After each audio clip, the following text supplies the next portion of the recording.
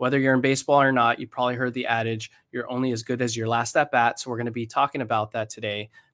Whether it's in business or life, if you fail or succeed at your last transaction or whatever it is, how you proceed with that. We also have a great guest on who is a real estate investor and entrepreneur. 3 balls, 2 strikes, pressure is on. This is where we discuss real estate, property improvement, and business. Together, we'll strategize on how to win. Welcome to Full Count.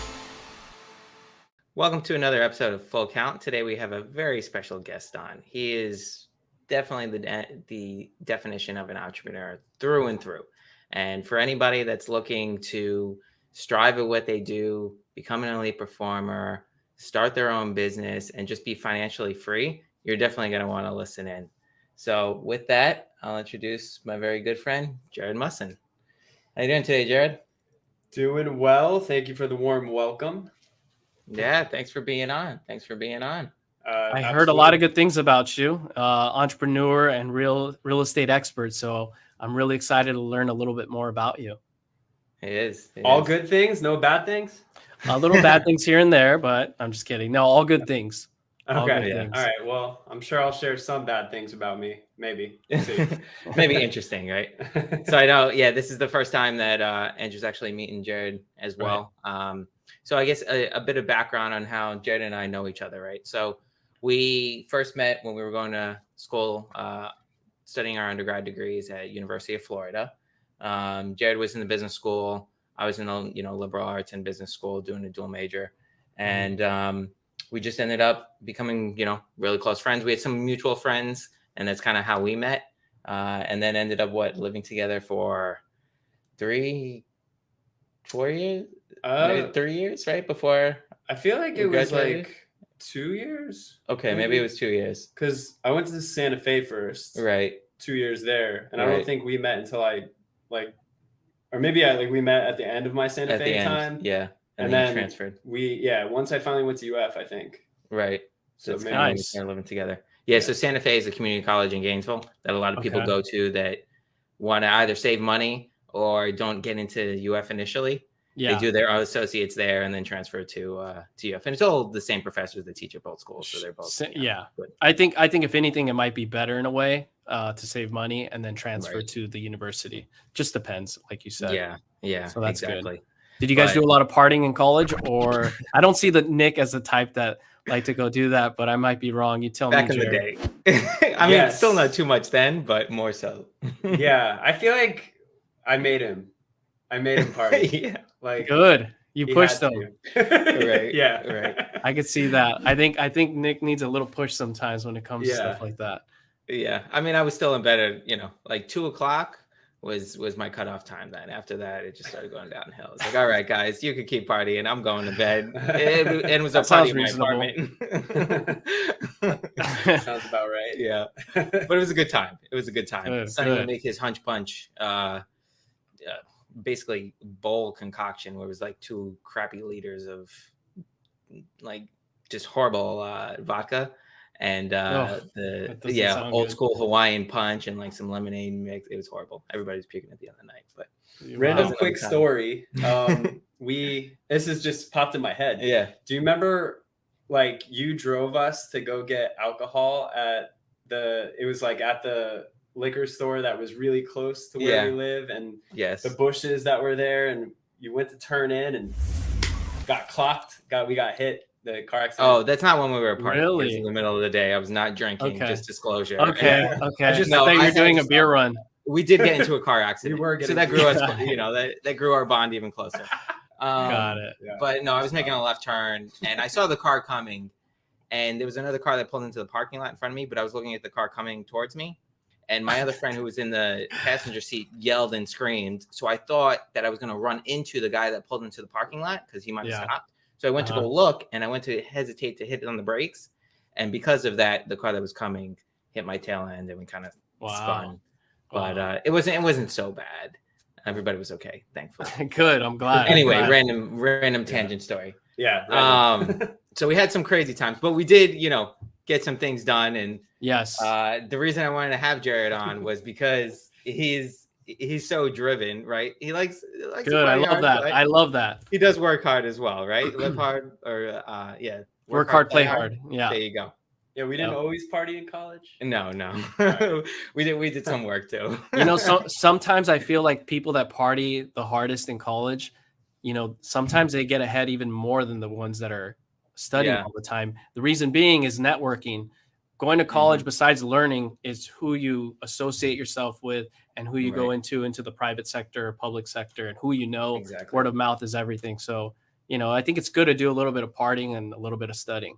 Yeah, that's actually why a lot of people join fraternities and sororities 100%. For that specific reason, right? Were you guys in one or no during your university times? You were in the business one, weren't you? No. Oh, okay. No. I thought you were. Just heavily plugged into the entrepreneurship club. Right. Good. You were one of the leads for the entrepreneurship club at UF, and I came on and helped you for a little bit of time there.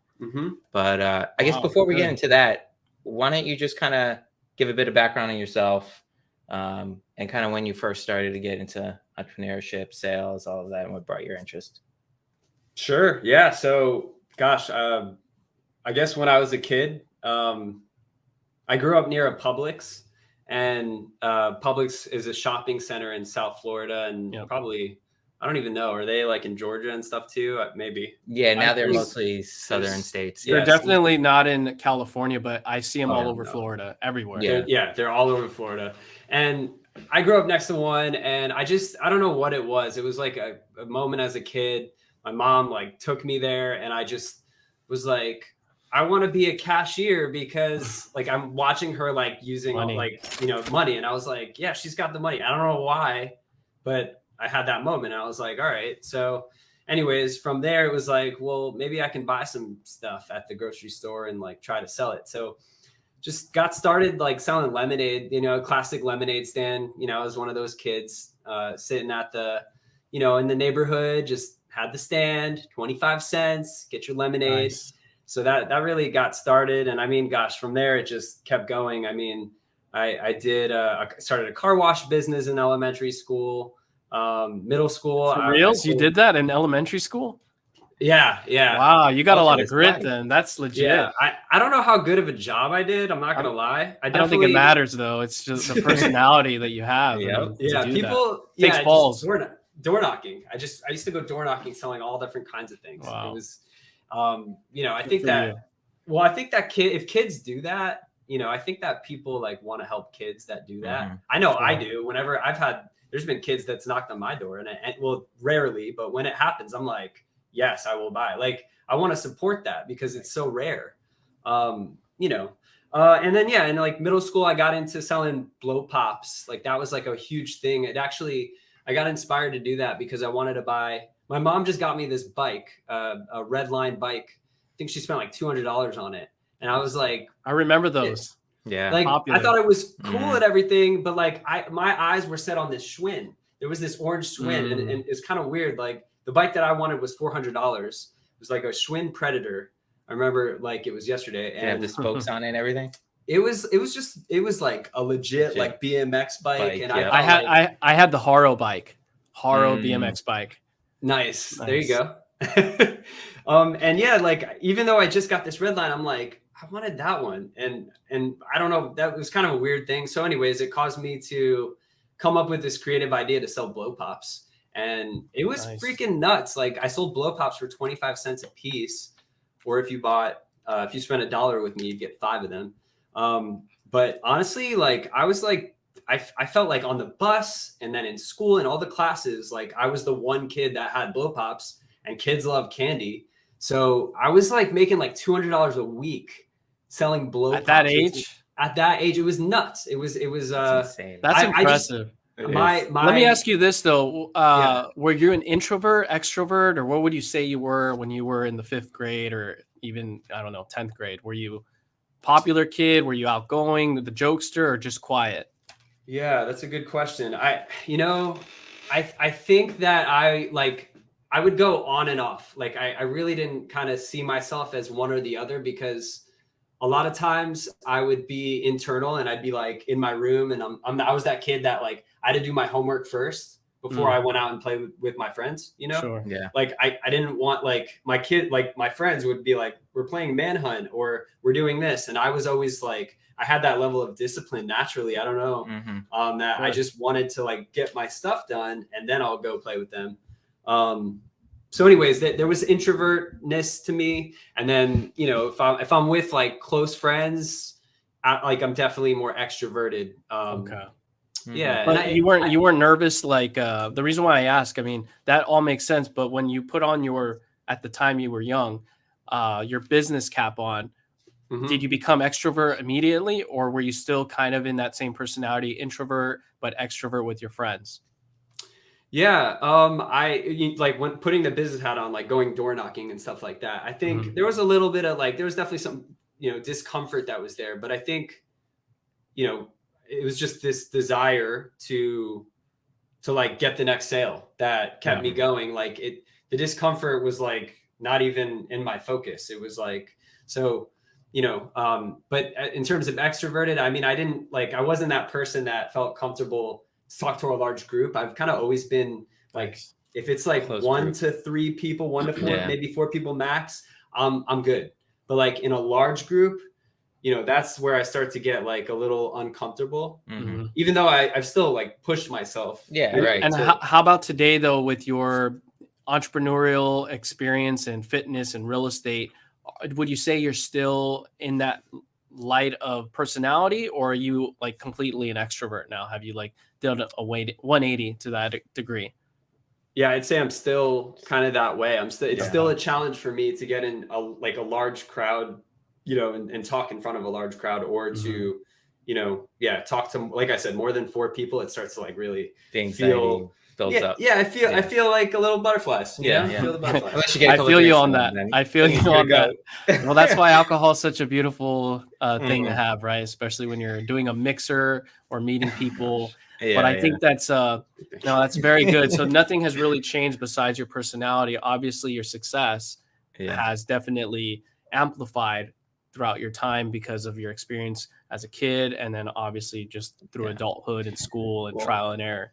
So if you can get into that, I would love to know, because Nick told me that you're an entrepreneur, you're into real estate. I'm in real estate, as you know. So I love to meet fellow real estate experts, especially real estate experts in a particular industry or niche that I don't really know about. I always like to hear a little bit about that as well. Well, right before that, I think it's important for him to just briefly go through kind of like what you were doing back in college with selling footballs and like Gator gear. Yeah. And then actually graduating, starting his first sales job, hating it. And cool. I think that was really the only job you had. And what you did that for what, 6 to 9 months? And so after graduating college, I'll try to speed this up, right? Yeah. So, but I get the very progression detailed, but yeah. So it just kept going, like, right. So high school, I sold marijuana, and you know, off the record, even though it's on the record. So it's legal now, so it doesn't matter. It's fine now. It's already done, right? Yeah. So, but yeah, that and like, basically, fast forward. The main thing was college football tickets. I used to sell football tickets, buy and sell them, and I made some good money doing that, especially because Tim Tebow was going to school at the same time. We went to University of Florida, and he went there too at the same time. He was a year before me. I knew him. I used to work out with the football team and the track team and all of that. Yeah, he's a good guy. He's a good guy. Wow. Yeah. Go on though. That's interesting. I had no idea. That's really exciting that Tim Tebow was there. So I'm sure you utilized that as the sell feature per se for the football tickets. Yeah. I mean, the thing is that because Tim Tebow went to the school, and he was like really becoming more and more, you know, popular and famous basically at that time. Sure. We had won 2 national championships, 2 football national championships back to back during the time that I was going to school. And that just caused the demand of these football tickets to just skyrocket. So, you know, to spend, you know, a few $100s on one ticket was normal for big games. Yeah. So I found this way. I mean, there was like, that was like the highlight of, I bought and sold football tickets the entire time I was in college, and even a little bit after, but really, like, it was those big games, those home football games with Tim Tebow being exciting. there. And like I just remember, I'll never forget, like I would do it leading up to the game, like a week leading up to the game. So I'd buy and sell them online. And then I'd go out like the day of. I was one of those guys. Scouters. Scalper. Yeah. Scalpers. Funny. Yeah. What year was this? Just so I have an idea when this was going down. So, I doubt social media was really a huge thing as it is today, but I don't know. I might be mistaken. Yeah. So it wasn't that long ago. No, I know, but like what year specifically, so I can get my. So I was in college 2006 to 2010. Yeah. Right. Okay. But he's been in Gainesville since, so that's why he's doing it. But here's the thing: the reason why I bring that up, and I think that's impressive too, is because Instagram didn't really exist until 2010, 11, where people started using it. It wasn't like so that. You were really you were selling like the old school way, word of mouth, and like you said, what was that term when? Yeah, Craig. I used Craigslist. I used some online things to like buy and then to sell it on the same place. And Facebook Marketplace, I think, was around at that time too, if I remember correctly. Really? Okay. Yeah, and so I did that like leading up to it, and then on the day of, I just would have the physical tickets and like would buy them in person and sell them in person. That's called I think that's called arbitrage in business terms. Let me see. It is. It's brokerage. Yeah, I've always, because you're like, for example, when that's used, like Airbnb arbitrage. Simultaneous purchase and sale of the same asset in different markets in order to profit from tiny differences in the asset's listed price. So that's awesome that you did that. Yeah. It was. I'll just one quick like little like. I'll never forget the moment of like the rush that I felt. Like I would buy tickets for like $100. There's a moment in time, one of these football games, University of Miami versus University of Florida at Florida, and just being able to buy the tickets for like around $100. Like I knew that was a perfect buy price. Turning around within minutes, like 3 minutes, turning around and selling each of those tickets, like sets of 4 for like $200. It was like, and I just would go back to one place, look for them. Anyways, it was like the rush that I felt. It definitely like opened up my eyes to like what capabilities that, or what's possible basically. Yeah, he would be out there all day. And then, I mean, he also sold Gator gear. He made up his own footballs with like a Gator logo on it. Like dude. I didn't make those. I didn't make those, but you sold them. But I did. I got my brother and I the source. Yeah, I found the source of them and was able to get a bunch of them like shipped, like a huge box of these things. Boxes of football. Yeah. And so how does this creativity happen? Like, is it just out of thin air? You come up with the idea and you just run with it, or does it come up in your mind and then you write it down and structure it a certain way and then proceed? Or, what's the methodology with that? It's a good question. I just think that having the mindset of like being intentional, of thinking out of the box. Okay. Like I've always been one to not want to do the way that everyone else does things, because I don't want to get the same results that everyone else gets. Sure. So just, I mean, it's not really as much the planning side of what you're like, it's not like writing it down to figure it out. It's more like what, where everyone else is looking. Like, I don't want to look there. I want to like, try to just use the mind that I have to just think outside the box and what other directions could I go? That's at the core of your personality then, because a lot of people that even go into business, they have a hard time just, stepping forward and doing the action. Sometimes they have their feet planted in and they just never move because they're just thinking and planning and they never do anything. So I can see that going back to your childhood. That's cool. 100%. Yeah. So I guess walk us briefly through kind of after you graduated, you got your job, and what happened then? Stopped selling weed. I stopped selling football tickets. Right. All right. And then got my first job. So I graduated college. I really wanted to major in entrepreneurship. Like I knew as a kid, like growing up, I knew that's what I wanted to do. I didn't know what though. I had no idea what kind of business I wanted to start. So in college, University of Florida didn't have entrepreneurship as a major. Yeah. They created a minor in it that like my last year, and I was like, perfect, boom. Fortunately, I got to minor in it. Now they have like a whole department. Yeah. It's like a huge, it's a huge, entrepreneurship is huge at UF now. So anyways, I graduated with a bachelor's in business. And I didn't know what business I want to start. So I thought, I've always been into sales, so I might as well try to get a sales job.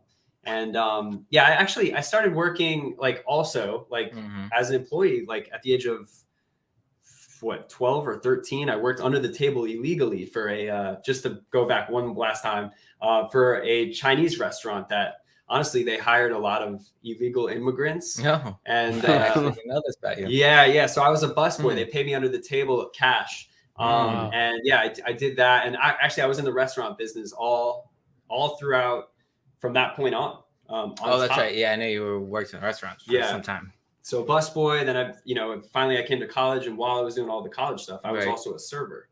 Yeah, I remember barbecue that. restaurant, Sonny's Barbecue. Yep. So anyways, after college, I basically got this sales job selling advertising space at a company called Naylor. It's in Gainesville. It's like one of the, at the time, main like sales jobs there was in Gainesville, Florida. I didn't want to leave yet because I still had the entrepreneurial,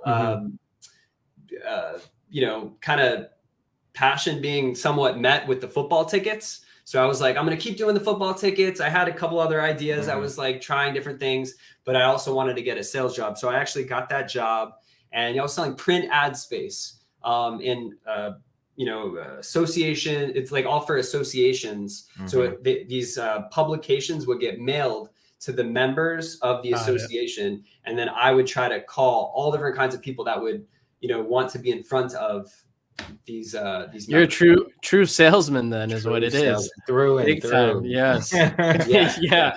I mean that you hit every point of a salesperson, so that's amazing. Yep. And an entrepreneur too, but definitely sales.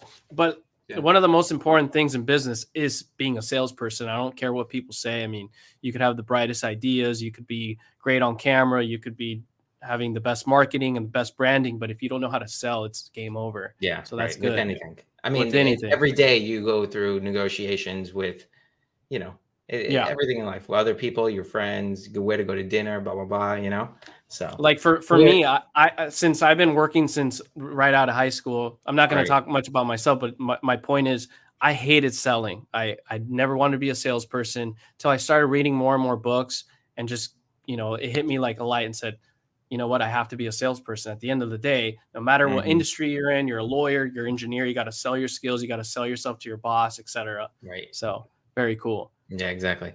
So, I mean, what happened after a little while? I know you were killing it there, but then. Yeah. I decided after, I did really well actually. And I got, I basically was like doing really well. And then there was an opportunity to switch to the selling online ad space side. And me and one other guy left the print. He kind of started just a little bit before me. And him and I really connected. He also had the entrepreneurial passion, and he was an older guy. He was kind of like a male role model is kind of how I looked at it. And I really connected with him. Anyways, we both were like, let's go, we kind of both simultaneously started selling on the online ad side, and he actually did really well. I didn't sell anything on the online side. It was weird. I actually was, it was a very small group of people. And on the print side, there was probably like 300 people. And I was just like, I felt a lot of confidence, and I don't know. But when I went over there, these were like veterans, like these people over there. And I think at the end of the day, when I look back at why I didn't sell anything that I was about to ask you that. Yeah, I think the reason is because a big part of it was that I started getting really in my head, and I started getting self-conscious. It was a very like close knit place. So like everyone can hear everyone in that one room. It was, and it was, I think I was self-conscious about like myself, thinking, I don't think I'm, kind of doing as like saying, like presenting myself as well. I started like losing the sense of confidence. And I think that caused me to not be, I think that's the root of an effective salesperson. Yeah. People felt that through the phone, Well, I mean, you were growing too, so you were still young, getting used to your profession of selling at that time. So it makes sense. Right. Yeah. We all hit a hiccup. Like in baseball too, you hit that hiccup as a batter, and you can't you become a crappy baseball player And for that matter. people see that. They see those unconscious, or those nonverbal cues. Yeah, and I also want to bring up. Yeah, exactly. I also want to bring up that growing up, there was a hell of a lot of kind of business ideas that I actually put a lot of energy into that were just complete like failures. To kind of go along with that, like I don't want to make it seem like my entire, track was all like always, killing it, because it definitely wasn't. There was so many different things, even in college. I mean, gosh, I remember I like this multi-level, like several multi-level marketing things that I just got a part of, and I just flopped. I just wasted so much time and energy. And I shouldn't say wasted, because there was all value in the failure that I went through. But I don't want to make it seem like everything I did turned to gold or anything like that. No, that's good. You gotta together. Listeners and people watching need to see the reality of things, right? So it's not like constantly hitting the gold. Right. That's good. One of the companies, it was Organo Gold. It was selling coffee. Oh, I've heard of them. Yeah. Yeah. It's been a while since I heard that name. Yep. But anyway, so what made you leave that and start your first real business, Swan Fitness? So I'd say my deepest fear, or at least one of my deepest fears, is the fear of failure. And I felt that in my being at that job, for that last month, when I went from selling print ads to selling online ads. And I got a flop. Like I went from like employee of the month, a bunch of months, to like $0. Wow. And that was the first time where I just like, it was hard to get out of bed. I felt just not okay. I didn't want to go to work. I was like, and what was the reason? It was sure, I could say I really wanted to start a business, which is true. But at the end of the day, it was this fear of failure that I was faced with. And so I actually decided to run away from the job. I think I used to say, I quit because I wanted to start a business. But I think the true reason that I quit, that was like a byproduct of it. Yes, I wanted to start the business, but I was afraid of the failure I was facing. Yeah. I mean, little did you know, though, when you start, you're a W-2, is that right, at the time? Yeah, that's right. Yeah. And then you jump in and do a business. That's like, you're like at the ultimate waters where all the sharks are, where you're going to make it or not. You know what I'm saying? So you had at least that protection as an employee, but it sounds like even though you were going through that, you still jumped into the waters of something even more difficult, in my opinion. Yeah. Yeah. No, and what you want me to talk about that transition, about like what I started from there, or? Wait, that's kind of when you started to get into Swan Fitness, right? That's right. Yeah. So I guess a bit of background on that as well. When he started working his full-time job, right? He's like, I have no time to work out. I'm not getting any exercise, because he used to just play basketball. Like Jared loves to play basketball, which is exercise, by the way. Which is exercise, right? Just for the record. He did, yeah. I think that is, do some running back and that's a lot of running, dude. Have you seen basketball players? They have no body fat. No, okay. I agree. Sorry, go on. Okay. But well, I guess the way to put it, he never did any like focused kind of training, right? Not everyone's so particular, Nick. Yeah, I know, but still. Anyway, he didn't have much time even to play basketball. And I used to always do P90X in the apartment. We were still living together. And I was like, give it a try. He used to always see me play Tony Horton's tapes, right?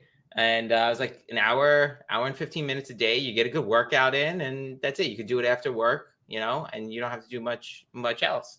So I was like, give it a try. He's like, okay. So he did it one day with me. I think it was on a weekend, and we did P90X yoga. And this man was dripping sweat. Yeah, I can definitely see that. And he's like, okay, another type of workout. I'm going to give this a try. Yeah. And just being, the person that Jared is, he goes, okay, I'm going to go all in, do the 90 days and complete the program. So, right. That's what you ended up doing. And you getting into fitness kind of just exponentially grew from there. Yeah. Yeah.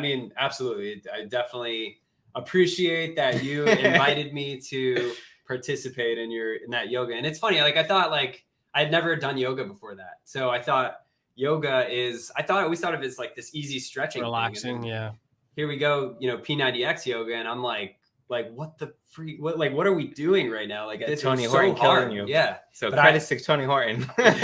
That's yeah, funny. seriously. So, but there's a part of me that really liked the challenge. I've kind of always liked the difficult path, just being, challenged and physically, mentally, all that good stuff. So I was like, yeah, I gotta do this 90-day challenge, and definitely glad I did. But yeah, so then, I mean, from there you did the 90-day P90X, and how'd you get into personal training? So quit my job, right? And then from there, it was just basically, I literally kind of took I think I quit at the end of October. So October 31st, 2011. And I decided that I'd give myself a couple months to figure out what kind of business I wanted to start. And actually I also at the same time was, at that time I was like, I was meeting different people and just kind of getting influenced in a few different directions that were. That's tough.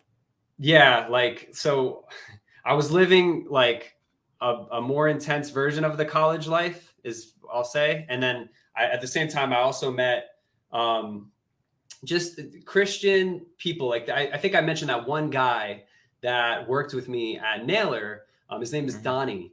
And Donnie is just a solid human being who I really looked up to him as a man and a really good role model. That and he basically, when I quit, this man has 8 kids and he dropped everything. And like when I told him I wanted to quit, and he's like, let's go for a walk. And I went on a walk with him, and he was like, he asked me about it and he listened, and he was one of the few people that was like, you should quit. And I was like, whoa, like, he gave me permission, basically. He's like, and when you do, like, go all in with your business. Like, don't look back, just go give it your all. And he was like, mentorship. Yeah. And he asked me if I would go to his house every Wednesday. I had a motorcycle at the time, and it was winter because I just said I quit in October 31st. So November, December, winter months were coming.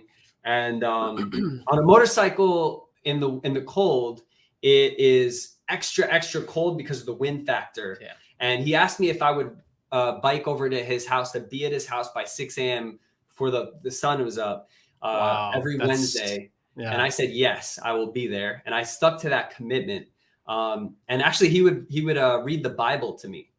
And I would challenge everything that he was reading to me. Like I would be like kind of like I just wanted to, I didn't just want to accept stuff like that. That's kind of always been my mentality. Now, fast forward, like I'll talk more about that stuff if we want later, but anyways, he actually supported me also along the entire journey of starting Swamp Fitness. He built my website for me. And yeah, like just talk through what my vision was. And yeah, and like basically the month of January, everything from the name, I did this fast actually. In that month, I decided I'd start the year off with something called the Daniel fast, which is just basically, it's like more strict than veganism. It's you're only eating food that comes from the earth, and you're not having anything but water and basically vegetables, legumes,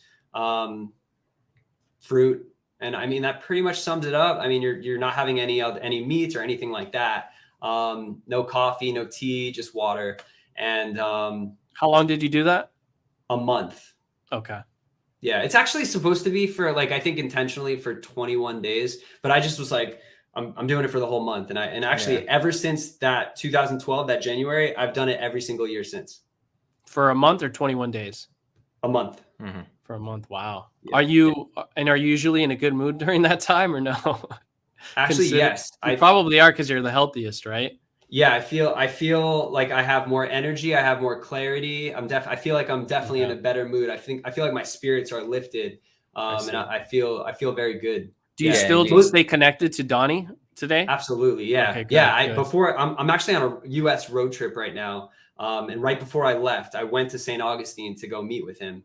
And we had a lunch together, and he's awesome. He travels. He has 8 kids and he's married, and he travels. He used to do this thing where he'd like live 90 days in different places. He's lived in different countries. He's lived in different states. So he's a huge inspiration to me. That sounds like an exciting guy too.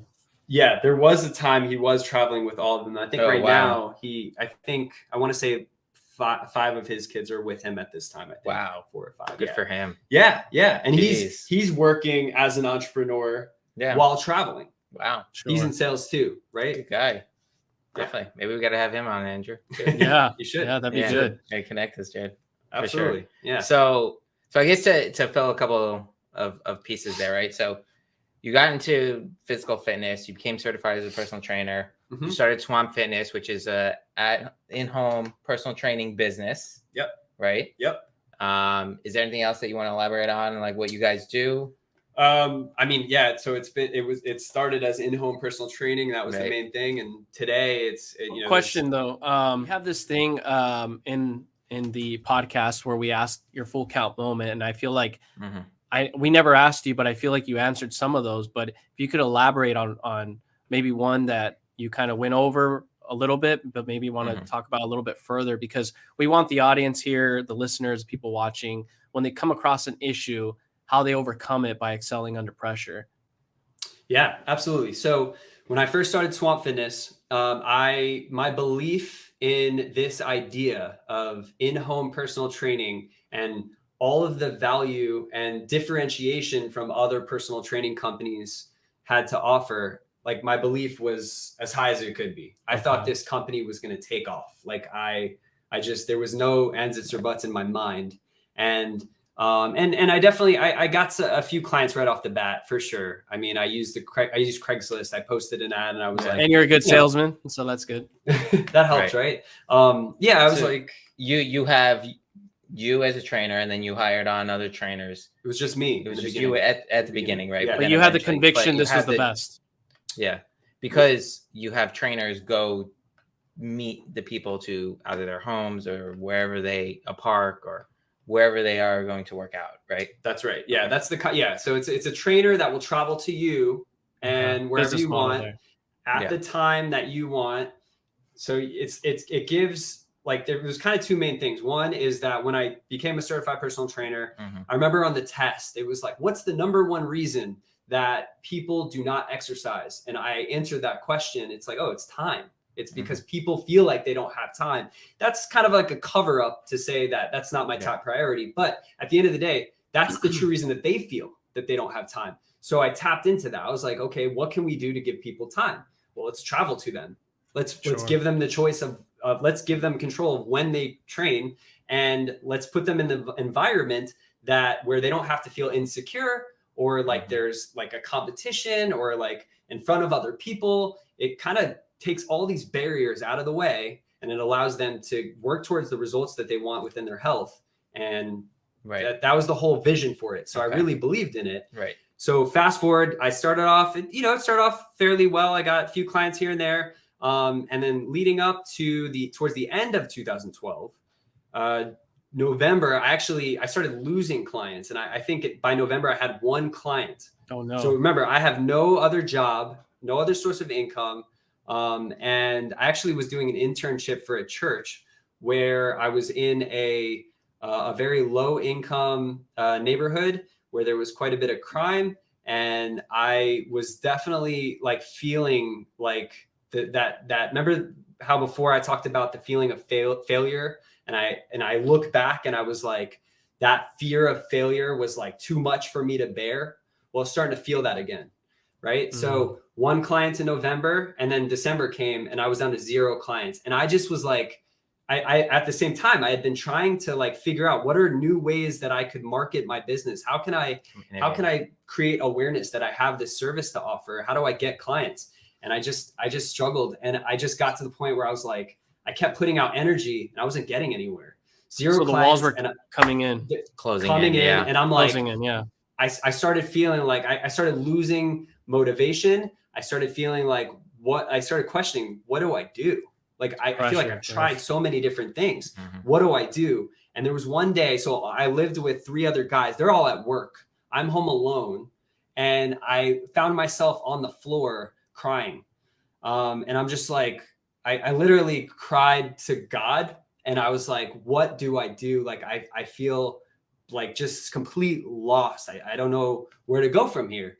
And that was the one time in my entire life that I felt like I heard a voice that was like, it felt like it wasn't me. And it felt like it was just, don't give up. And it was like this installation in me and all of my being of like, not like everything is good again, but like, whoa, like I know I shouldn't give up. Like, it was like, I felt more grounded and not like hopeless. Like, it was just like enough hope to keep me going. And, you know, basically that was that moment that you just, the full count moment for sure. So then did you basically like let yourself go a little bit in terms of like not, you know, focusing on the bad and the whatever it is, but just let yourself go? You had this moment, and then did you like double down on your faith after the fact? Yeah. So, I mean, the faith was still challenged. I didn't feel I've got it all figured out or anything like that. Yeah. I think it was just an injection of hope. Yeah, like just enough to get you going again, to start the engine. Yeah, it's just enough to not say I'm done with this, because I was close to saying I'm done with this. Well, that's good. Very good. Yeah. I think it's good for people to hear, because it doesn't necessarily mean you I mean, you did in a way, you know, look to God to help you, but it really just came down to do not lose hope. That was your full count moment. You accepted that and you went forward. And went through it. Good. It was either God or your mom. Jared, get up. What are you doing? or a little bit of both. A little bit of both, right? I mean, maybe you didn't know it, but maybe Nick was behind the corner. He said something to you. Yeah, right. Jared, stop it. Come on, man. What are you doing? That's great. That's great. I'm glad to hear that. Very good. Right. So now, I mean, you know, it's pretty much running itself. I mean, how many trainers do you have now? Wait, this is still going? This is still going. He has it. It's running on its own. Oh, very impressive. You have pretty much a business owner or manager, right? So Sarah's our director of operations, and she is full-time running this business. And then I met with her today. And I'm so thankful for her. She is an incredible human being. And she, you know, she definitely has all of the core values that we have at Swamp Fitness, and just she's a go-getter, and she's extremely responsible. And, you know, she's been growing the business. I mean, we just talked about these last 4 months, and things are really looking on the upside right now. Can you repeat the name of the business and maybe spell it out? Cause it's a little, The name of the business is Swamp Fitness. Yeah. And it's SWAMP. Got it. And then fitness. Why Swamp? Wear this shirt, but I'm curious. What got you to name it Swamp Fitness? Yeah. So, I mean, the city that I was living in is Gainesville, Florida. The name of the stadium, Ben Hill Griffin Stadium, the nickname is called the Swamp. The UFC. I see. It's the Gators. This is the Swamp where the I Gators. see. Okay, that's a great name, because look, you know, from looking in, I don't understand it, so it makes sense now because of the area demographic. Right. Yeah, and I mean, you know, and then Florida in general is like, it's kind of like swampland, right? Yeah. Yeah, I mean, it was mostly the stadium, and just that I would actually work out at we worked out at the stadium. It's like a very popular place to go work your butt off. And it just felt relevant. So. Good. And not to discount what you were saying about your director of operations, I was just very curious the name of it, but that's incredible that you have her by your side, and you essentially selected a leader similar to you and your values, which is good, because sometimes I think business people, you know, sometimes I've seen from experience, and I've heard or read in books, that sometimes like business people don't want to choose someone at their level or even higher than them, because you know, sometimes someone might be better at you than something else that you're not good at. So that's what it sounds like from you. Her level of organization puts me to like shame. Like she is amazing. Good. I mean, there's two things there, right? A business, like you were saying, Andrew, business owners are afraid to give away that responsibility, power, that responsibility to somebody else, right? Whether they think they have better skills or not, right? But two, that's why it's also so important to have such good quality people around you and associated with you, and people that you do business with, right? And even totally like you agree. said, to look for people with better skills than you, or even skills that complement yours. So 100. Yeah, so that's still going. Sarah runs it. I mean, you meet with her, what you said, once a week for a couple of hours, and there you go. Good for you. Right. That's good for you though. That's tough to have a business go more than what I think. After 3 years, it's possible it'll keep going. So, how many years now are you in business for Swamp Fitness? It'll be 11 years in January or February. Wow. Yeah. There you go. You're good then. Yeah. So I guess let's kind of transition and go through kind of how you started to get into real estate. You got a license as a realtor. You did some fix and flips, a little bit of wholesaling, and then both long-term and short-term rentals. Yeah. I mean, it all goes. I feel like everyone says this in the investing space. Like 95% of people. Rich Dad Poor Dad, Robert Kiyosaki. I read that book when I was like, I don't even know, like 10, 11 years old. You're actually the one that introduced that to me. Oh, and really? Also Tim Ferriss. Really? Yeah. Oh, that's awesome. 4-Hour Work Week. That's good. Yeah. Yeah. Those two books right there are like, they definitely influenced me the most in my life, for sure. I'd say first and foremost, Rich Dad Poor Dad. The second book is 4-Hour Work Week. Tim Ferriss. Those two books definitely molded who I am. A big part of it, of the way that I look at life and money and time and all that stuff. Sure. Okay. Go ahead. No, go ahead. Okay. I was just gonna like with real estate. So that's where the idea of wanting to get into real estate really sparked from Robert Kiyosaki. I knew that I wanted to get into investing. I was researching and I found Bigger Pockets. I found various podcasts and books that I started reading, and forums and articles. And I just was like delving into research and trying to learn and educate. And I think I just like 2014 and then 2015, I was just like, okay, I started looking at a bunch of properties 2015. And I was still like afraid to like make an offer. But I just remembered what he said, Robert Kiyosaki said, is like, you really got to look at least 100 deals before you even, make an offer, basically. It's kind of, so I was like, oh, I'm good. Like, I've looked at tons of deals. And then I was like, okay, it's time to like do something. I think 2015, I think that year I had, I worked with a realtor, and I was not a realtor at that time. And I must have had 3 or 4 different properties under contract. And when that was like the next step. Like I finally made offers. I finally got, I was getting stuff under contract, and I backed out of all of the ones that I was under contract in 2015, just because of being afraid. I would buy an inspection report, get an inspection, and I'd see all that stuff. I'd be like, oh my gosh, how much does that cost? And I was just afraid. Yeah. Just for clarification, before you go further, when you put these contracts out and they were in contract, do you mean they were in, all 3 of them were in escrow? You were planning to buy all 3 of them at the time? No. Okay. One at a time, various times throughout the year. Okay. Understood. So you dropped out of, you ended up backing out eventually. Yeah. Okay. That's right. Yeah. Fear of failure comes back again. It tries to haunt me in my life. Let me ask you this though, before you go further with your story, maybe you might even answer this as you continue, but your realtor that you used, obviously I don't want you to call them out, but do you feel like maybe they weren't as helpful as an advisor that made you feel comfortable? Because, going through 3 seems like, and then backing out, I feel like maybe the realtor could have helped you a little bit better to understand what was going on through the contracts and the inspections. Maybe he or she could have said, look, it's not as bad as you may think. This is kind of normal. And they sit you down and go through a structure example. Was there any of that going on, or did you feel alone still?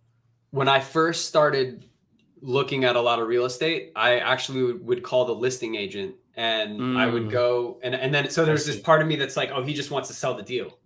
He just wants to sell it. So he's going to tell me whatever, So I kind of shot myself in the foot a little bit there. And then I finally met, I met this guy who was a real estate broker, real estate appraiser. He's also like a professional real estate research. I feel like he had all these titles. Yeah. Like he was all over real estate, and he was like teaching me. He's like, you know, the title, it's all about like, get title insurance. And he was just like educating me on some like the most important advanced stuff that you really need to know. And I just was like listening to that, but like not fully understanding it. And then he actually, like I would go with him to start looking at deals. And I think that there was a deal that I finally ended up buying, which we'll get to that with him. But I think there was some that I worked with him where it wasn't what he did, right? So he had his niche. He's a fix and flipper. He like, even though, yeah, he's an appraiser, he's a broker and all that stuff. But his niche was like, he'd buy properties for like dirt cheap, and then he'd fix them up and then resell them. That's what he did over and over and over again. And he didn't do a whole lot, actually. I should also say, like, he would do like maybe a couple a year. And that was kind of his thing. So anyways, when I remember one of the properties I got under contract, which I wish I didn't back out of. It was two.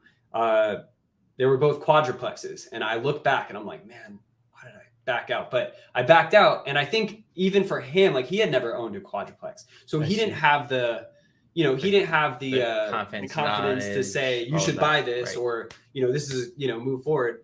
You know, he only had what he knew. Like, so to him, it was like, you know, it was like a market value at the time deal. And it was like, and I'm like, but it cash flows. Like, and I almost feel like he was just like, yeah, I mean, like, do it if you think you should do it. But he didn't really know. You don't work with him still, do you?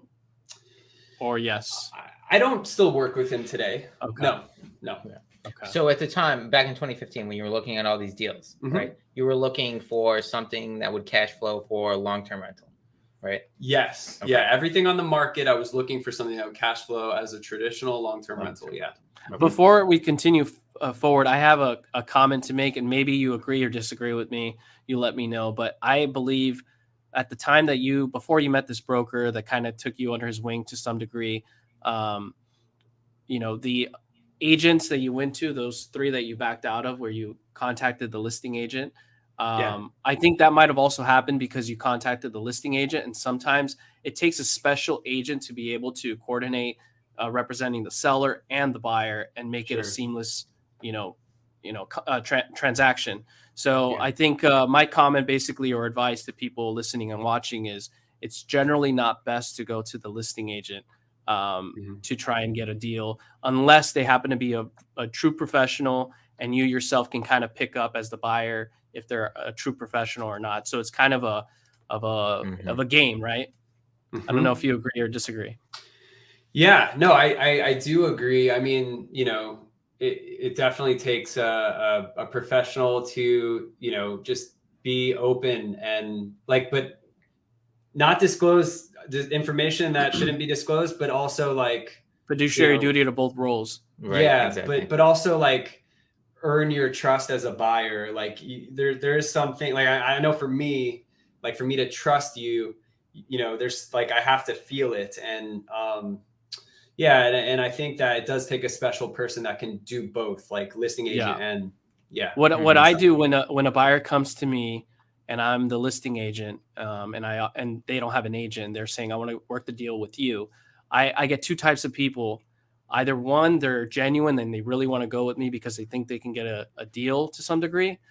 And the other one just wants to get like, oh, you know, I'm having you be my agent too because of the commission factor. I want you to lower it. And they try and really be a sleazeball in some ways. You know what I'm saying? So those are the people I tend to like push off. The ones I find as a listing agent that are more genuine and think they have an advantage by using me because of the double commission, obviously, it does work. But what I tend to do is I work at Coldwell Banker here in Southern California. So what I do is, to make it fair, I allow all the other offers to come in. I represent my seller only. I review all the other offers. instead of writing the offer for the buyer, I call my manager and say, hey, manager, his name's Tom. Can you go ahead and talk to this buyer? He wants to go through our brokerage. So we do the double commission. You represent him and you write the offer. That way it's more fair. That makes sense. Yeah. I mean, that's the most ethical way to do it. Yeah. You know? That's like, what that's we do. Yeah. That makes sense. Yeah. It'd be hard. I think that, gosh, I don't want to change topics, but I think there was a guy that really took a hard hit in getting sued. That was an agent that represented both parties, and it was totally. That's why I say that it's a lot of liability. Then lots of liability. In some ways, I don't like double ending it unless I get it crystal clear. And not only that, I write an email to buyer and seller. I want it in writing. Do I have your permission to represent both the seller and the buyer? And they say yes. And the other person says yes. Once I have it in writing, then I pick up the phone, call my manager, and we go from there. But sorry, I just wanted to make that comment because we have some realtors listening. We may have some other buyers that may want to take that strategy and go to the listing agent and just want to set the expectation. Yeah, us as realtors, we have a very high level standard of ethics that we are required to follow. And it's if you don't do that, then you start to get into gray areas. I mean, there's definitely that could cause some legal issues, like if they decide to go to the realtor hotline and make a phone call and they get advice on pursuing legal action against you. For sure, it's too easy because of our what's expected of us. Our license can be taken away and fines and imprisonment and all that stuff. I mean, so right, a lot of responsibility. Right. Okay, so I guess to get back to your story, right? So what was the first deal you ended up doing? First real estate. First deal I ended up doing was I ended up buying a long-term rental in High Springs, Florida. Where's that about? That is, I don't know Florida too well. I mean, I do. 25, 30 minutes away from Gainesville. From Gainesville. It's in the middle of Florida. Middle of Florida. Okay. Yeah. Just so the people listening have an idea if they're not from Florida. Right. I'd say North Central. Yeah, North Central. Right. Okay. Yeah. Gotcha. And actually High Springs, the city of High Springs is where the natural springs, like there's a lot of different springs, which is people go swimming in. Yeah, a lot of aquifers. Yeah, all of that. It's a source for a lot of for water and throughout Florida, and the water there is so clean and fresh that it's crystal clear, like you could see right through the water, and So you bought there. Was there a particular reason why you bought there besides the geographic advantage that you just said, but also it wasn't even about that, actually. It had nothing. It all had to do with the cash flow and then running the numbers. So do you know what the cap rate was at the time, by chance? Net operating income divided by property value? Let's see the cap rate. So let's see. So I mean, the cap rate, I just asked because, like, for example, while you crunch the numbers, because out here in California, Southern California, commercial real estate, multifamily, we're seeing cap rates around 4 to 5%. A year ago, it was about 3%. So considering the market value being around 4 to 5%, if an investor finds a cap rate at 7%, that's a huge win. That's like hitting a home run. So that's why I'm asking you, maybe you don't even need to give me the cap rate, but do you recall if the cap rate happened to be higher than the current market value in that area, or was it about the same? Yeah, I think that that's a good question. It's been years ago too, so I'm sure the memory isn't always there, but I'm just curious. I have all the. I believe that it was a higher cap rate than what the standard cap rate was in that market. This particular listing had been listed for more than a year, just sitting there, and it was listed for $100,000, and it was a 4-bedroom, 2-bath. And see, now that's insane. What year was this? This was 2016. Yeah. Oh my God. I mean, I wish that's the only advantage that people have outside of like California or New York. Something like that would be so much more expensive, but that's amazing. That you I think it was 105. I think it was listed at 105. Now that either way, I'd take that all day. That's amazing. Good for you, man. Did it need work though? Or no? You just, really didn't do much to it. I got it under. I actually closed on it at 84,000. Oh, and wow. I ended up I ended up color matching the wall and spot painting like myself. Like I didn't even paint the whole wall. I found the freaking matching color. I bought a gallon of paint and spot painted. And then other than that, I hired a contractor to change out the vanity tops like in the bathroom. So I kept the vanity. I just took out the countertops and I changed those out in the bathrooms. Good for you. And then I put new sinks and faucets in and I don't know, maybe the light fixture, maybe. So, I mean, the total renovation cost was under, I mean, it was $3,000 at most. Yeah. Wow. I did most of it myself. Yourself. Right? That's what it takes sometimes. Sometimes it takes that, especially when you get into real estate as an investor, your first round. So that totally makes sense to me. Were the doors or the units occupied or were they unoccupied when you bought it? Unoccupied. Okay. So that's why you were able to like go in there and do what you wanted to do. And then I'm sure you were able to raise the rent to a higher amount after you did the cosmetic changes, I would imagine. Yeah. Anytime I put that place up for rent, my phone rings like crazy. It's good. Even today, you still have it then. I still have it. Yeah. I think Florida is definitely, obviously it's a huge rental market all across the state. Yeah. But I think, and then High Springs is like a smaller city, but this particular location, I think that I really feel like I did well on the location in hindsight. And it's like, if I put a sign out, like everybody's calling that number on the sign. Like I don't even have to put it online if I didn't want to. So it was 84 when you bought it in 2016. You made changes to it. I'm sure the market value would have been higher if those cosmetic changes were done. But my question is, today, do you have any idea what the valuation probably is? It doesn't have to be exact, but it's probably about 245, something like that. See, there we go. So people watching and listening, you buy and hold real estate. There's going to be dips, but over the long term, it's going to continue going up. So good. Do you know what it was in 2019 before COVID though? What the value of it? It was probably before COVID. That's a good question. 170? I'll give you it probably was 180, something like that. Yeah. Right. I mean, it wasn't, it definitely took a huge leap. Right. Wow. From COVID. Yeah. 2019. Okay. So you ended up getting this first deal, right?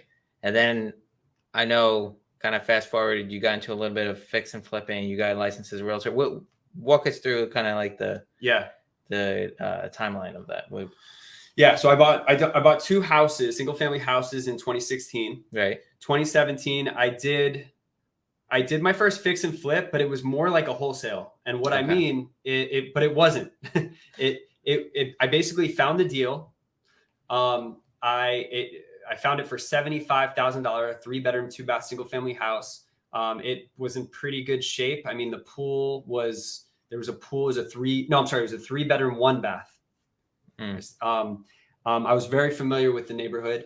And I knew that this property should sell for like 150, and it really didn't need that much. So I knew this was like a really good deal. I didn't have any money. I didn't have any experience. I was not a realtor. I had the experience of purchasing with a realtor, right? But I didn't know how to write a contract. I didn't know anything. I reached out to a friend of mine who does flipping. And I thought, I want to flip this property, but I don't really know what I'm getting into and I'm afraid of failure. And also I don't have the money to buy this thing because it's a cash deal. So you were an escrow at the time or you saw this property? I saw it. I didn't know how to get an escrow. I saw it. Okay. Yeah. The wheels were turning that it's worth more. Yeah. I knew that this was a deal. I reached out to a friend I had made in real estate, just through Bigger Pockets and just trying to meet just different people that had the similar interest. And I knew that this one guy, he had flipped a handful, I think he flipped at the time, something like 9 properties. And I was like, perfect. And so I asked him if he wanted to partner with me. And basically he was like, absolutely, you found a deal. This is awesome. But he also was having trouble getting a hold of his funds. I think he was trying to, I don't really, I mean, that's what anyway. Yeah. So then he ended up bringing on his broker at the time. And so we actually, the way that we did it pretty much was that the broker was the money partner, and he brought all the money and he got 50% of the profit.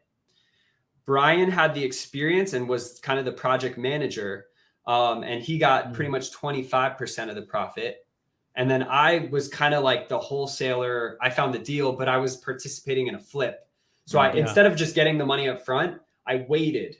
Yeah. Like that's why it was a flip, but I was more so like learning, and then I made the money on the sale. Once they flipped it.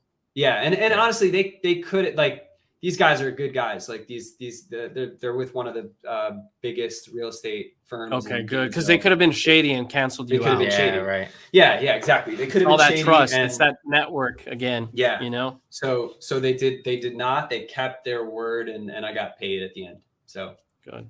We didn't sign a contract or anything. That was the only fix and flip you did, or in 2017. In 2017, okay. But you did one yourself. So too, time's going by, and you're just building and building wealth by buying more and more real estate.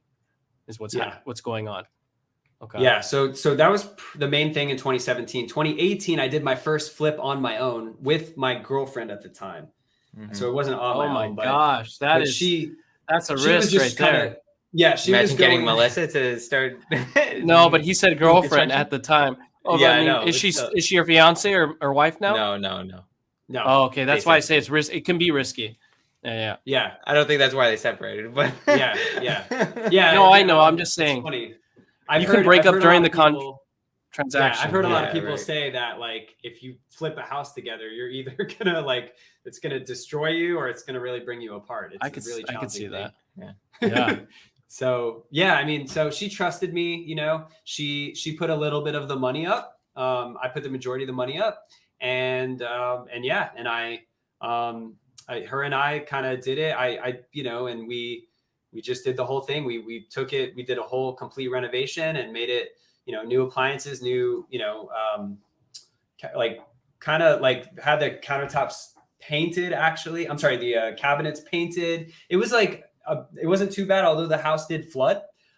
So we were able to like put all new flooring in and you know, get the roof repaired. And we pretty much did that whole renovation. It wasn't too big of a renovation, but to us, not having experience, it definitely was, it felt like a very big renovation. And it took about, I think that renovation took close to somewhere in between 4 to 5 months for that. That's which is a very, very long time. And I look back and I'm like, I was such a noob. Like, but that was the first one, right? Like that was where I was alone and I was just like I didn't hire a general contractor. I acted as the general contractor. I was finding subcontractors. So it was like a full-time thing almost. Like, I mean, I spent like, I don't know, probably at least 20 hours a week. You know, just when I had time, just trying to find subcontractors and managing them and stuff like that. Right. Okay. So that ended up then working out. That was your first flip. And then when did you become licensed as a realtor? 2019. Okay. Or so you were an actual, you were a homeowner, investor, and then you wanted to get a taste of real estate as a career, is what it sounds like. Is that why you became a licensed agent in 2019? Yeah, it was either 2018 or 2019. And the reason that I got my license is because I wanted to leverage it for investing. I didn't really look at the license as a tool to help buyers and sellers as much as I did that I wanted to use it as a leverage. Got it. Yeah. That makes sense. Yeah. Because I mean, you also have your wholesaling website, right? For people who are looking to sell their house fairly quick. So you got into doing a little bit of wholesaling. Yes. That got started in 2019. Okay. If you can expand on what wholesaling is too, just so people know. Yeah. Wholesaling in its simplest definition is the art of finding discounted real estate. Well, I mean, in the context of real estate, because obviously you can wholesale in other industries, but real estate, it's just the art of finding discounted real estate. Right. So you basically find an owner that wants to sell. It's an off-market property, and you get it under contract. You send them a purchase agreement, right? You don't need any money. You don't need to be licensed as a realtor. You don't need any of that. And as long as you have the right purchase agreement, you usually have 30 days to find a buyer. So usually it's a cash buyer investor who's looking to take that property, buy it from the owner, and fix and flip it or do whatever they feel, for them to get a cash flow on it. And you basically sign over the purchase agreement to the investor for an additional price, right? So basically if you have it under contract for 150K, you send it over to sell it to the investor for 170K, use the wholesaler, make the difference, which is the 20 grand. So, and there's certain ways about going about it. We could have a whole episode on that. But. Yeah. So basically you have to have the house in contract within yourself and the owner. And then you as the wholesaler find an investor to buy it off. Exactly. They're buying the house, but they're technically buying the contract. Buying the contract off of you. Yeah. Exactly. Yeah. And I mean, you could do a double closing where you actually close on it and then you sell it. Yeah. There's different ways about it. That's why I think of wholesale. Like there's a lot of different exit strategies, but I think wholesaling is just finding a deal. It's like finding a discounted piece of property. Exactly. Which has been very hard to do in the last, at least in California. I can only speak to California. I don't really know other markets besides what I read in the newspaper, but there is opportunities in California for wholesaling, but it's not very common from what I've seen. No. Definitely not. Because you can have a piece of crap that's falling apart and it's still going to sell for a lot of money and get multiple offers and things like that. Things are very inflated. Things are changing. Things are shifting. So with that shift, maybe there's more wholesaling opportunities.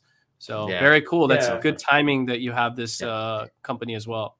Yeah. So the last thing I just wanted to touch on, then we can get into, some current events. Maybe Jared's perspective on the current state of the market is the big deal that you just did. So you had a number of quadplexes or something along those lines, and you were looking to do basically a tax exchange for them and kind of put those funds towards even a bigger deal. So I guess just elaborate a little bit on what you had and then what you would look to do and why. Sure. Yeah. So I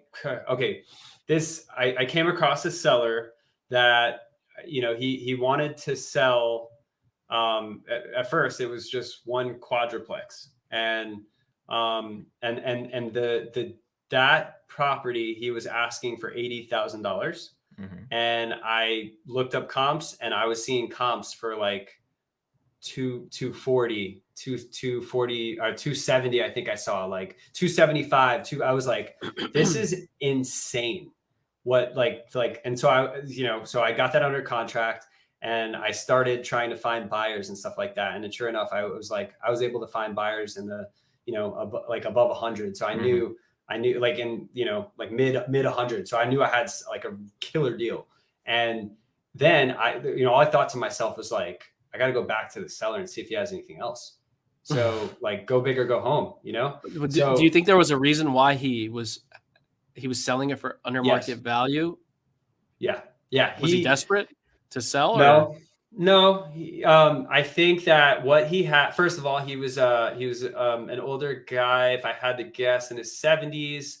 Okay. And the reason he wanted to sell it for as little as he did was he bought it for dirt cheap. All of his properties way back in the day. Number one. Number two is he was just, and this guy owns tons of real estate. I don't know exactly how much. I know more than 100 units, I can say for sure.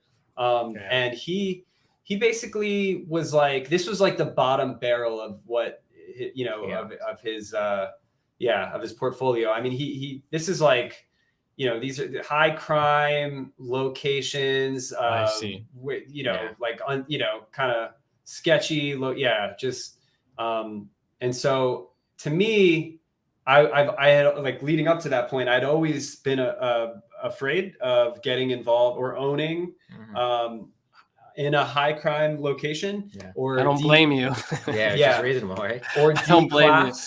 Right. So like real estate, there's like you could in the locations you could base it off of a class, right? You could be like D class, C class, B class, A class, based on maybe the level of crime or the or incomes like there in the area, incomes and yeah. And so what, part of what comes with like a D class property is like what a lot of I've heard, right? Because I had no experience, is that, well, it could be really a lot of problems.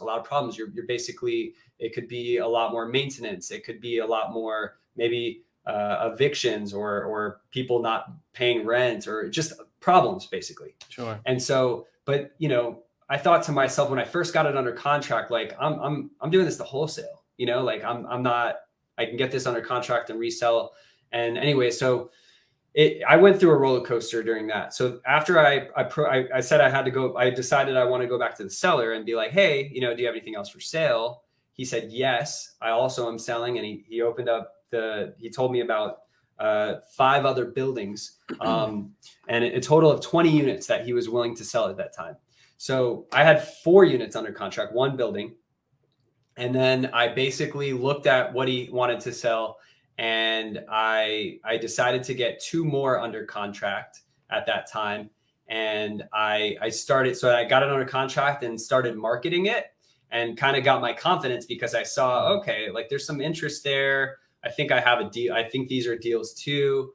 The comps like were a little bit harder to justify, but I let the buyers tell me that I have a deal. And so then I ended up getting all 6 buildings, all 20 units under contract. I decided after doing that, I started feeling some pressure for real of like, okay, the timeline's ticking. I don't have the cash to buy all this real estate. And so what I ended up doing was I would get loans, like private loans from people that I knew, and one person in particular. And it was more of like a just in case, like, because what I ended up doing was found one buyer who I got 2 of the buildings, 1 quadruplex and 1 duplex, so 6 units under contract with 1 buyer. And I was definitely wanting to rely on the profit from that wholesale transaction, those 2 buildings, which was about $110,000 that I would make in profit on those 2.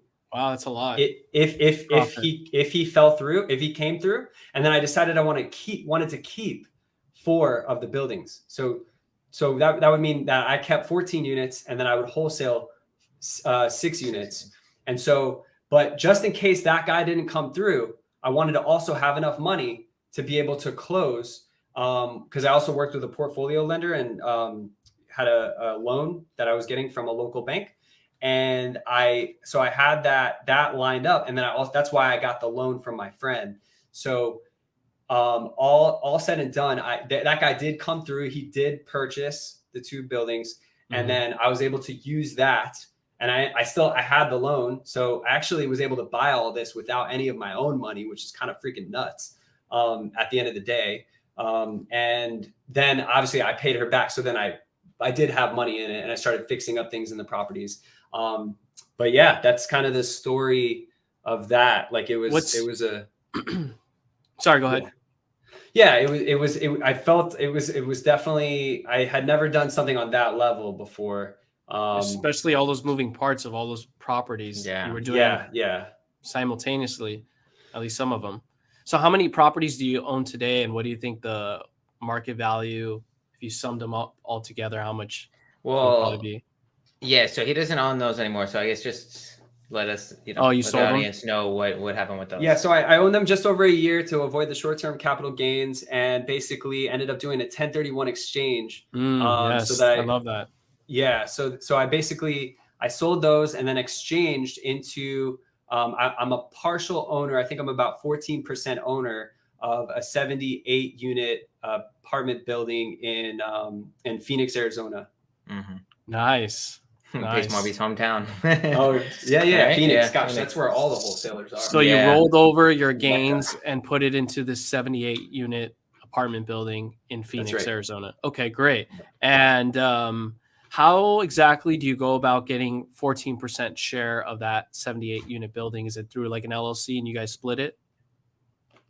How does that work? Yeah, gosh, I own a LLC where I'm partial owner. Or I'm sorry, I'm the full owner.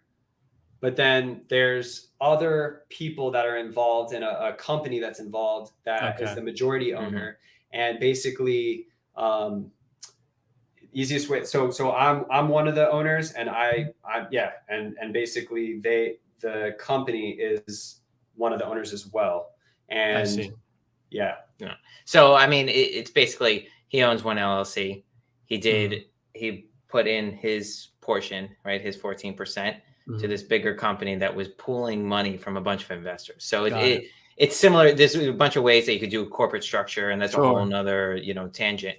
But it's, to keep it in layman's terms, it's like he is 14% owner of this bigger apartment complex. Because I only ask because there's so many routes of doing it, and I just even like myself, it's hard to know what's best, but I think at the end of the day, I guess it comes down to your accountant, your scenario with taxes, and things like that. Exactly. Let's do some current events here. Go ahead. Right before that, I just want to elaborate on what 1031 exchange is. So, Jed, if you want to give a brief on that so people know what it is. Yeah. 1031 exchange is a tax code, or it's basically a way that you can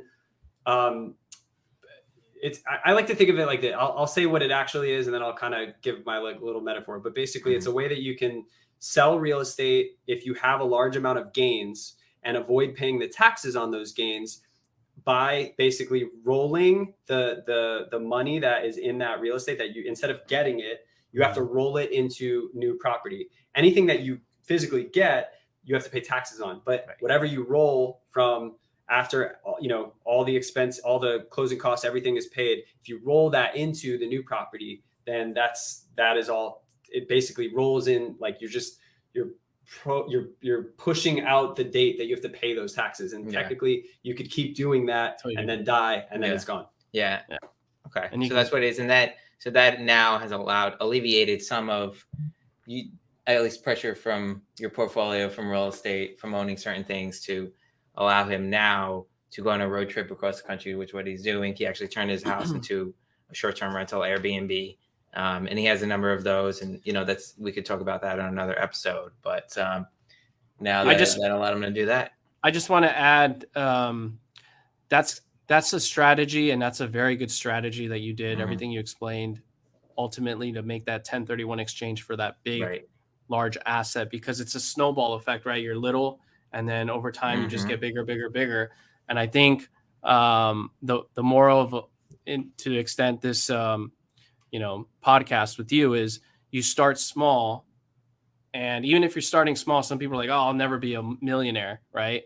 But you start small, and over time you're just constantly building wealth based off of time and appreciation. But also, obviously, what you did took skills and took your personality and knowing who to partner with, and all these moving parts was able to allow you to move forward and build wealth, and then also have time for yourself and travel, which is awesome. Right. Yeah. Because right now you have how many short-term ones you have? So there's 4.5 to be technical, short-term rentals, and how many long-term? One long-term. And one long-term. Okay. And then the Swamp Fitness, and and then I'm in the middle of a flip that's not going very well. And also, it's okay, it happens. A management company too. This guy started another company. Really? He's on his road trip. He's like a property management. Property management for short-term rentals. Yeah. Yeah. Oh my gosh. So get them up and running, optimize all of that. True entrepreneur. The flip. I just said it's not going very well, but it's actually about to get showed. It's about to get showed. Today, yeah. So. That's cross your fingers. Home, right? Yeah. So it's a mobile home, which is a whole nother world. Maybe it was a full count effect. Yeah. Giving good vibes. All right, so we're going to talk about current events now. As we know, today's November 2nd, right? Or November 3rd? November 2nd? November 3rd. Okay, great. Yeah. Yesterday, the Federal Reserve raised the Fed funds rate by 75 basis points. So we're now about 3.75 basis points to 4% interest rates. And essentially, what they're doing is trying to slow the economy, right? They plan to raise the Fed funds rate 50 basis points in December So that's all been kind of planned through the stock market and the financial markets. They know that. The problem, though, is Jerome Powell, the chairman, he got on and spoke to on the camera, which every time he talks, it feels like he just makes things worse. He basically said he doesn't care to some degree if he overshoots it, meaning if he raises rates too fast, he doesn't care if it gets us into a recession. He's willing to go above and beyond, and he's not going to pause. And that caused the market to go down. The stock market caused a lot of people to get concerned with the housing market at this point too, that maybe mortgage rates may grow even higher. Right. So, I mean, with that, Jared, what do you, since you're in it in real estate, full on, what do you think of the current state of the market? Where do you see it going? Yeah, so I believe that the Fed will raise the rate. I think that they will follow through with what they've been saying that they're going to do. Sometimes we don't know if they're going to a do that, but I think that rates will continue to rise, and then therefore affordability will become more and more of a challenge. And with that becomes, just longer, like the listings will have a longer life of days on market. Prices, I think this is where it's challenging, right? I think that price, like there still is a low supply. We still have extremely low supply in the market. So, I mean, we've had historical lows, and, the supply is starting to go up just a little bit here and there. And I think that, that will continue to happen as interest rates rise. Is just, there's going to be more and more supply, but I just don't see, a huge drop in prices. I think that there will be a drop in prices. But I mean, maybe, I mean, it could be significant. It could be, and I think 10% is significant. I don't see it going a whole lot more than 10%. And real quick to clarify, when you say 10%, are you saying 10% mortgage interest rates or a 10% price reduction in homes? In home prices. Home prices, okay. Yeah. So I think that's definitely within the, I think that's a high possibility. I would be surprised if it went drastic beyond that. But that's kind of what I would think that would happen as we go into 2023. I think that it's just going to cool off, and it's not going to be as much of a seller's market. I think it'll transition to more of a buyer's market. But again, I still think that I don't see like drastic drop in prices. I still think that the supply is low and interest rates are going to rise. And I think that eventually in 2 years, 3 years, 4 years, whatever, interest rates are going to come back down. I don't think they're going to keep going up. I think for the next, year or so, maybe they'll keep going up, then they're going to start coming down again. Okay. What advice would you give people either looking to buy a house for themselves or to start investing in real estate? Yeah, this is where I think in the market that we're in and we're getting into as we keep going, this is where you really, you got to be professional. I think this is what takes away the amateurs. An amateur can make a bad decision and get it, like investing and get into a deal that doesn't really cash flow or doesn't make sense. And if they don't know what they're getting into, then that could be a bad move. So I think for someone new, I would say definitely working with someone with experience that can show, whether that's a realtor or an investor, someone that can show you what to expect as far as the numbers go from a multitude of perspective, and just really knowing what you're getting into and accounting for all expenses when it comes to investing in real estate. So, I mean, that's my biggest piece of advice, but I definitely think that you should still pursue investing. I don't think you should wait. If you're trying to get into investing, waiting is not necessarily the wisest thing to do, because you'll never jump in. You'll never jump in. And I mean, even if it's like to try to time the market, I mean, if you listen to like nobody really can. Nobody can. It's there's not, and nobody knows what's going to happen. This is why this is like my projection. We all have our own projection. The reason too, I think, is the world is interconnected. Things can, based on historical data, it can look like this is going to happen, but then a war pops off, or some crisis happens with oil, and then that historical data just goes, it doesn't apply anymore. Putin starts nuking people, Elon Musk was afraid, no, no, that's good. And just for the audience too, and listeners, I actually want to ask Nick too, because I know, Nick, you've seen my videos. I know maybe some people have seen my videos of what I think. We already heard what Jared thinks, but asking someone that's not a real estate expert per se to day to day, because you're an engineer and a project manager yourself and entrepreneur, but someone that's, just looking at things from, a step backward and looking out. What do you think about the housing market? What do you think is going to happen? I agree. I think interest rates will continue to go up, at least over the next probably 12 months or so, at the minimum. You're talking about mortgage rates? Mortgage rates, yeah. Okay. Mortgage rates. And I do think that we're going to see a slow decline in home prices. But I agree with Jared. I don't think it's going to be anything substantial unless we really see things go afray or something, an external factor kind of comes into play, like you said, a war, or, another external factor that kind of hits the economy. I do think that they'll drop, because I do think that things are still inflated. But I don't think it's going to be a drastic drop, right? But I mean, now is all the more reason to get creative with financing, right? Finding different ways to basically get into real estate. And I mean, you've told me this, Andrew. Jared has told me the same thing. Don't wait, just kind of get in, get started, right? And as you know, and I've said before, I'm a very over analytical person. Right? Well, you're an analyst for a living, so exactly. I get it. That's why I got a little frustrated, but I'm glad you. Been over analyzing, and actually, since I've been spending some time with Jared here, we actually just put in yesterday an offer on a deal that we were looking at and going partners in on. Unfortunately, it didn't get accepted, so we'll look for another one. Yeah, but it's not meant to be. Yeah, exactly.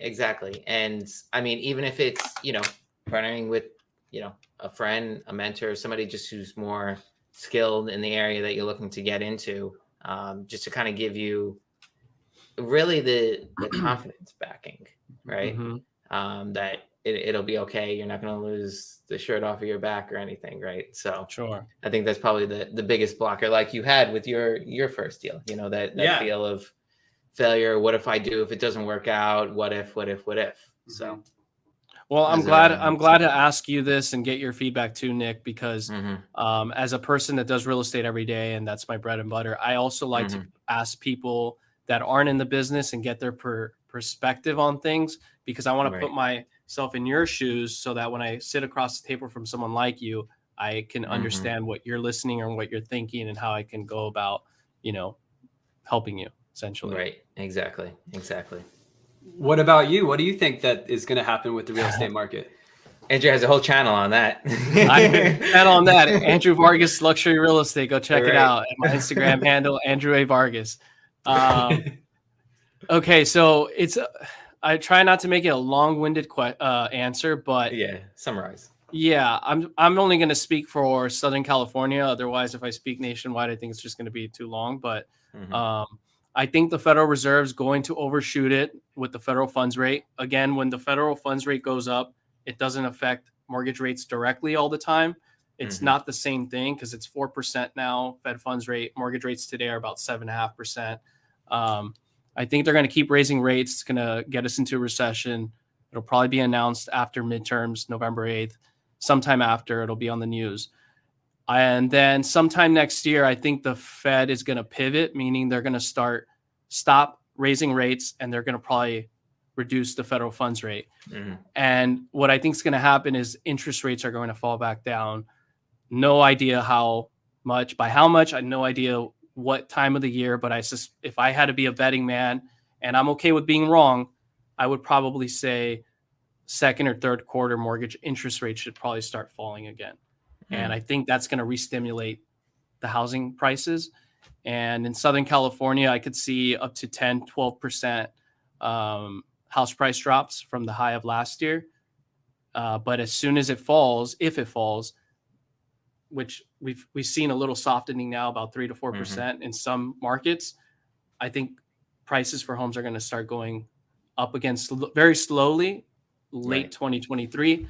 That's, of course, if everything else continues going as planned with the economy and no major war goes on. That's my answer. Nice. Okay. And then what do you do? Is there something that you are going to do differently or within your real estate? Well, you're an agent, right? Agent. So, yeah. Okay. And so obviously part of that will be educating and helping your buyers and sellers to make the best decision. Correct. But I was just curious, I guess as an agent, is there something that you would change in the way that you would go about your profession? Yeah, so I'm a very honest person. I try and be as ethical and have my integrity. So I'm very honest about things. I don't like to, tell people, oh, the market's going to keep going up. Don't worry, hush, hush type of thing. I tell them the truth. But I will say with having that level of honesty with clients or even potential clients, sometimes telling them the truth hurts in a way and you lose them. So it's like a dance. You got to know how to say it properly. But I've been advising my clients to, if they're going to sell, for example, if they're a seller, we need to not only price at market value, but we need to maybe price several months ahead from today. So more than likely rates are going to continue going up until at least the end of the year, mortgage interest rates. Therefore, we should, instead of pricing a house at 1.5 million at the market value, let's price it at 1,2,395, if that makes sense. Instead of listing at 1.5 where all the other comps are, let's list at 1.395. That way there's more buyers that are going to see your property because you know how buyers use a range. And if you're not in that range of prices, they don't look at it. And by being a little under market value, you get way more people interested and it'll start raising up the price point. Right. Exactly. And it won't accumulate days on market. That's my advice. Yeah. Makes perfect sense. It does. If any of your buyers want to say, instead of buying one property for 1.3 or 4 or 5 million, they could buy a bunch of properties. If they want to pick up a mobile home, there you go. I got it listed for like 89. Wow. It's good that you bring that up though, because as you were talking, I've been wanting to, I don't know how soon, but I would like to buy some property or properties in Florida. So I'll probably be talking to you about that too sometime in the near future. Yeah. Because again, the dollar goes a lot further in places like Florida. Even though prices have gone up like crazy, right? The markets are like Tampa and Miami are freaking astronomical prices, but it's still not to the level of like New York or California. Certain parts, but it'd be good. So I guess with that, Jared, where can people find you? I guess if they're interested in becoming a client of Swamp Fitness, they're interested in buying or selling real estate with you, only in Florida though, right? All of Florida. Wholesaling, short-term rentals. That's kind of like a big thing that like I started a management company because I started getting really good results within my short-term rentals. That's actually the main thing that's funding my US road trip. And I'm traveling and it's really comes down to, if I had to pinpoint how am I able to do this, it's because of the income that's coming in from the short-term rentals. Nice. And so because of that, I was like, I have the whole kind of operation down and team, so why don't I offer short-term rental management in where I'm already doing it. So if anybody's interested in owning a short-term rental in the Gainesville, Florida market, I got you. And I can show you the results that I have, and then I can plug you right in. So anyway, I've seen the results firsthand, so I could vouch. Your handle, did you say his handle yet or no? No. So I guess if people are interested in Swamp Fitness, where can they find that? They can go to swampfitness.com. Swampfitness.com. As far as resources to find you as a realtor? Well, I would say just contacting me on either by calling me or by just going to my, Instagram or Facebook. Okay, which is? Instagram and Facebook are both just at my name, which is at Jared, Jarred, Mussen, Mussen. as in Sam, S as in Sam, EN. So at Jared Mussen. And a lot of my stuff I'm posting is all about traveling right now. So you probably, I don't like ever post anything. I'm kind of like behind closed doors when it comes to business. It's kind of weird, but yeah, it's all like everything on this podcast is true and I could show you. Right. But yeah, yeah. But how about if they're looking to sell their house for cash, what's your site there? Oh, if you want to sell your house for cash and it's distressed, or we pretty much buy anything. It's sellmyhousefl.com. Okay. Any other resources then? I mean, gosh, my big thing, like I'm really big on just shaping the mind, like really just having an open mind. That's one of my strongest values, and not jumping jumping to judgment on other people because they do things differently. I mean, the reason that I've gotten to where I am today is because I value having an open mind and doing things differently. So I think I just want to say that is like, when you see someone that does something differently, and rather than judging them or making fun of them, like try to figure out why. That curiosity can get you really far. I agree. Some good advice. Good thing to leave the audience with. One last current event though. I did want to bring up real quick.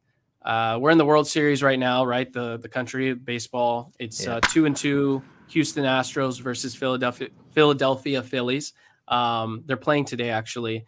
But as I mentioned earlier today, it kind of goes upon the premise of what we talked about. But the old saying, you're only as good as your last at bat. So sometimes, in baseball and life too, business, whatever, your last transaction or your last whatever you did in business or whatever it may be, that's the last thing either people are going to judge you on or you're going to judge yourself on.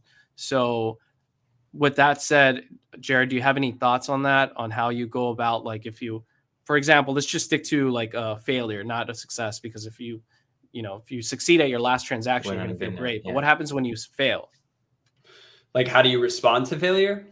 Yeah. Like, what do you, exactly. If other people in your family or friends or colleagues notice that you lost out on whatever, how do you go about proceeding? Yeah.